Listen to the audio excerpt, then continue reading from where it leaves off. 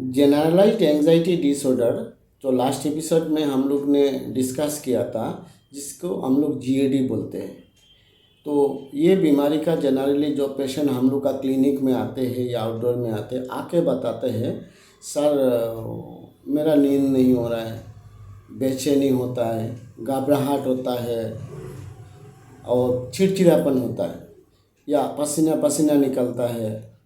इस प्रकार का आके कॉम्प्लेन देते हैं। तो फिर हम लोग जब पूछते हैं ये कितना दिन से हो रहा है, तो मरीज बोलते हैं काफ़ी दिन से हो रहा है, लगभग 6 महीना हो गया या 1 साल भर से ऐसा हो रहा है। बहुत सारे इलाज कराया फिजिशियन से, फिर भी ठीक नहीं हो रहा है। तो ये लास्ट का जो एपिसोड का वीडियो है और आज अभी हम बता रहे हैं अपना क्लिनिकल एक्सपीरियंस, इससे पता चलता है क्या ये कंप्लीट जनरलाइज्ड एंजाइटी डिसऑर्डर है जो जीएडी बोलते हैं। ये न्यूरोसिस का जो बीमारी होता है, मेंटल हेल्थ के अंडर में ये बीमारी आता है। तो ये तो एकदम फर्स्ट क्लियर हो गया, मतलब इसका जो सिम्टम्स होता है, चिड़चिड़ापन होगा, एक काम कंप्लीट नहीं कर पाएगा चिड़चिड़ापन की वजह से, बेचैनी की वजह से या घबराहट की वजह से। तो इसके लिए ज़रूरी है आपका सलाह लेना और दवा खाना। सलाह लेना बोले तो आपको जो बताया था साइकोथेरेपी, मनोचिकित्सा, दवा के साथ साथ मनोचिकित्सा भी होना बहुत ज़रूरी होता है। तो इस पर हम लोग क्या कर सकते हैं, देखिए ये वीडियो जो है आपको इलाज करने के लिए नहीं, आपको जानकारी देना है और अवेयरनेस लेना है। क्योंकि यूट्यूब का जितना सारे वीडियो होता है ये वन साइड कम्युनिकेशन होता है। ठीक है, आप हमको अभी कुछ भी नहीं पूछ पाएंगे आप, क्योंकि हम बता रहे हैं और आप सुन रहे हैं। तो इसका मतलब ये होता है ये बीमारी का जो लक्षण बता रहा है, कारण बता रहा है या उसका इलाज बता रहा है, आप किसी मेंटल हेल्थ प्रोफेशनल्स के पास में जाना है आपको। जैसे हमने और एक वीडियो में बताया था प्रोफेशनल मेंटल हेल्थ कौन लोग होता है, जो हम लोग का इंडियन मेंटल हेल्थ एक्ट 2017 के अंडर में, जैसे बताया एक साइकेट्रिस्ट होता है, इसके बाद में एक साइकेट्रिक सोशल वर्कर होता है, जैसे मैं एक साइकेट्रिक सोशल वर्कर।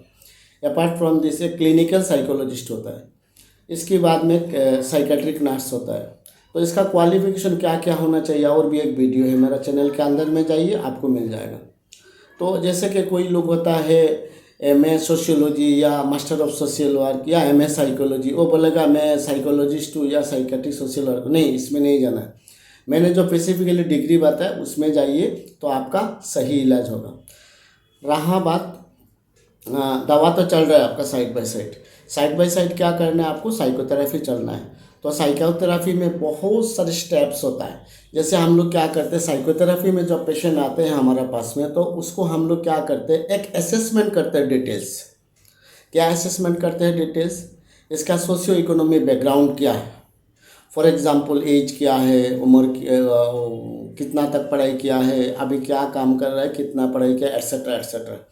इसके बाद में हम लोग फिर ऊपर से हम बता रहे हैं, उसके बाद में हम जानते हैं आपका घर का एड्रेस वगैरह वगैरह। इसके बाद में क्या चीफ कंप्लेन है, क्या प्रॉब्लम है, जैसे धड़कन तेज हो जाना, सांस लेने में कठिनाई होना, बेचैनीपन होना, चिड़चिड़ापन होना, नींद नहीं आना, ये सब बताए। उसके बाद में हम लोग देखते हैं इलाज कहाँ कहाँ चल रहा है। इसके बाद में फिर हम लोग क्या करते हैं, उसका पहला ज़िंदगी थोड़ा असेसमेंट करते हैं हम लोग, ठीक है ना। उसका एजुकेशनल बैकग्राउंड के ऊपर में फिर अपना निजी जीवन में थोड़ा देखते हैं। फिर इसके बाद में क्या करते हैं हम लोग, उसको फिर मेंटल स्टेटस एग्जामिनेशन जो बोलते हैं, ये जो प्रोफेशनल्स हैं उन लोगों को पता है कि मेंटल स्टेटस एग्जामिनेशन में भी बहुत सारे लोग आते हैं। ठीक है, जब हम लोग का क्लिनिकल इंटरव्यू होगा उसमें हम लोग को पता चलता है क्या यहाँ पे क्या एंग्जाइटी का जो बीमारी बता रहा था उसमें है या नहीं, उसमें क्लियरली कुछ बात आएगा। इसके बाद में फिर हम लोग फैमिली का असेसमेंट करते हैं। फैमिली मतलब क्या है, आपका मन में ये भी सवाल आ रहा है क्यों फैमिली को देखना है, बीमारी तो हमसे हुआ है। नहीं, जितना सारे मेंटल हेल्थ का परेशानी होता है, फैमिली परिवार का इन्वॉल्वमेंट होना बहुत ज़रूरी होता है। इसीलिए हम लोग फैमिली देखते हैं, फैमिली में कौन कौन लोग हैं जो आपको सपोर्ट कर सकता है। क्योंकि ये बीमारी आपका काफ़ी लंबा दिन से शुरू हुआ है और उसका इलाज जब होगा, जब आपका रिकवरी होगा या ट्रीटमेंट होगा, उससे भी टाइम लगेगा। तो आपका फैमिली भी इन्वॉल्वमेंट होना बहुत ज़रूरी है। तो इसीलिए फैमिली का मतलब आकलन करना बहुत ज़रूरी है। इसके बाद में हम लोग क्या करते हैं, एक साइकोसोशियल डायग्नोसिस बनाते हैं, मतलब इसका बीमारी और साथ बाई साथ और क्या परेशानी है, क्या कारण है जिसके कारण में इसका एंजाइटी का परेशानी हो रहा है। इसके बाद में क्या करते, जो एक डायग्नोसिस बनता है ब्रॉड, लाइक DSM है, और एक जो किताब है ICD, उसके ऊपर में बेस करके हम लोग डायग्नोसिस बनाते हैं। डायग्नोसिस के बाद में क्या करेंगे हम लोग, जो हम लोग बोलते हैं साइकोसोशियल मैनेजमेंट फॉर्मुलेशन, उसको प्लान करेंगे। एक होगा प्लान क्या, एक प्लान होगा पेशेंट के साथ पे हम लोग क्या क्या कर सकते हैं इलाज के लिए। दूसरा होता है उसका जो केयर गिवर्स यानी परिवार का लोग इस बीमारी में इसको क्या क्या हेल्प कर सकते, इसके बारे में भी हम लोग देखते हैं। साथ ही साथ आसपास का यानी कम्युनिटी का भी रोल क्या होगा उसमें, क्योंकि आप मानसिक बीमारी से पीड़ित है, मानसिक बीमारी का अगर पीड़ित है ये परिवार, आसपास का लोग और स्वयं, हाँ, तो इसमें सब लोग जड़ मिक्स होता है।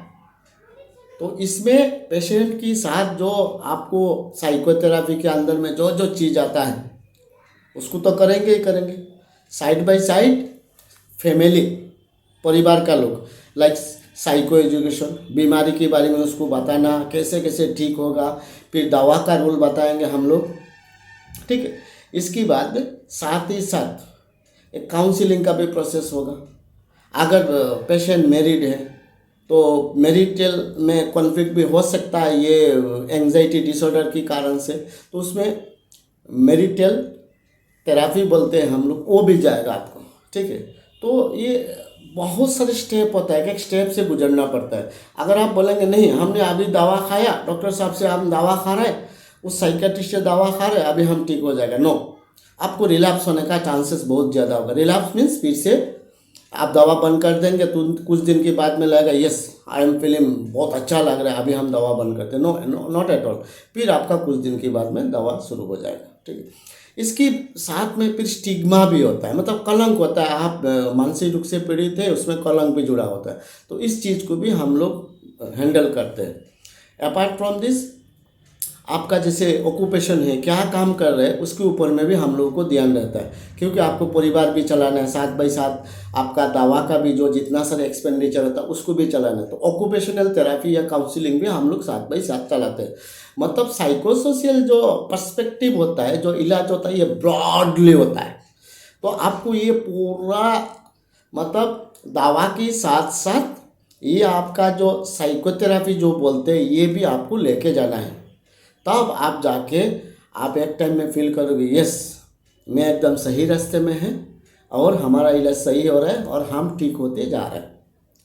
तो ओवरऑल क्या है, इस प्रकार से इलाज में जाए। फिर आता है क्या बात, अगर कोई बीमारी मेंटल इलनेस हो रहा है तो लोग बोलते हैं क्या झाड़ फूँक करा ले, हम ताबीज लगाते, हम पानी पड़ा ले रहे हैं, हम खस्सी दे दिया, बकरी दे दिया, तो ये सब चीज़ भी हम लोग देखते हैं, क्योंकि यहाँ पे झाड़ फूँक का कोई विशेष रोल नहीं होता है आपका। ये तत्काल हो सकता है आपको कुछ राहत मिले, बट लॉन्ग टर्म में नहीं है। तो ये जितना सारी चीज़ हम लोग डिस्कस कर रहे हैं, साइकोथेरापी का ज़रूरी है, परिवार आना ज़रूरी है, इसीलिए है क्योंकि मानसिक बीमारी होता है तो इसका इलाज के लिए टाइम लगता है, और आप दवा के साथ साथ आपको साइकोथेरापिस्ट के पास में जाना है, जैसे हमने बताया। फिर हम दोबारा फिर बता रहे हैं आपको, साइकोथेरापिस्ट उन लोग होता है जो साइकेट्रिक सोशल वर्कर है और जो क्लिनिकल साइकोलॉजिस्ट है, आप उनके पास में भी जा सकते हैं। नो डाउट साइकेट्रिस्ट भी आपको साइकोथेरापी का भी काम करा सकते हैं, बट उनके पास में इतना टाइम नहीं है, उनके पास में बहुत पेशेंट रहता है। और आपने देखा होगा हमारा इंडिया में इतना सारे साइकेट्रिस्ट भी नहीं है, not only psychiatrist, psychiatric social worker भी वेरी कम है, क्लिनिकल साइकोलॉजिस्ट भी कम है, साइकेट्रिक नर्स भी कम है। तो इसीलिए हम सलाह देते हैं आपको, जब इस बीमारी का इलाज चल रहा है दवा के साथ साथ साइकोथेरापी लीजिए, जैसे कि साइकेट्रिक सोशल वर्कर या क्लिनिकल साइकोलॉजिस्ट के पास में भी जाइए दवा के साथ साथ, तो अब क्या होगा आपका रिकवरी जल्दी हो जाएगा।